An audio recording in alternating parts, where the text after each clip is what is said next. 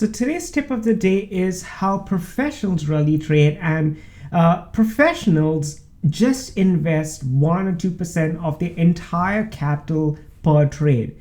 And on the contrary, if you're an amateur, if you're someone new to the market, they're very bullish and they're very aggressive on how they think, and they'll invest 20% or 30% or just put all their money in one position, and that's it. Now that's